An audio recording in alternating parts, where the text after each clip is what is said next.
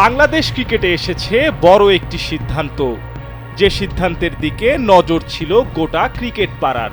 কি সিদ্ধান্ত আসছে তা নিয়েও চলছিল কানাঘুষা। অবশেষে বিসিবি জানালো তাদের সিদ্ধান্তের কথা। নারী ক্রিকেট দলের সাবেক ম্যানেজার ও নির্বাচক মঞ্জুরুল ইসলামের বিরুদ্ধে জাহানারা আলমের করা অভিযোগ অনুসন্ধানও করেছে বিসিবি। অবশেষে আসলো বহুল প্রতীক্ষিত সেই নির্দেশনা। দুপক্ষের বক্তব্য ও বিসিবির অনুসন্ধান, তাতেই মিলেছে প্রমাণ। আজীবন বিসিবিতে আর দায়িত্ব পাবেন না সাবেক টাইগার পেসার মঞ্জুরুল ইসলাম। রোববার বিসিবির বোর্ড সভায় এই সিদ্ধান্ত নেওয়া হয়েছে। জাহানারার অভিযোগের তদন্তে একটি উচ্চ পর্যায়ের কমিটি গঠন করেছিল বিসিবি। সেই কমিটির দীর্ঘ পর্যবেক্ষণে জাহানারার 4টি অভিযোগের মধ্যে 2টি অভিযোগের সত্যতা প্রমাণিত হয়েছে। আর অবশেষে বিসিবি স্পষ্ট জানিয়ে দেয় দেশে কোনো প্রকার ক্রিকেটীয় কর্মকাণ্ডে অংশ নিতে পারবেন না মঞ্জুরুল ইসলাম।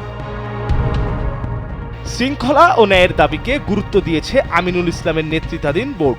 মঞ্জুর নিজেও আমিনুলের ঘনিষ্ঠ, তবে সেটা জাহানারার ইস্যুতে শেষমেশ ঠেকল না। দিন শেষে ক্রিকেটটা যে ভদ্রলোকের খেলা, বিসিবির সাহসী সিদ্ধান্ত যেন সে বার্তাই দিল। মির্জা সানোয়ার হোসেন, কালবেলা।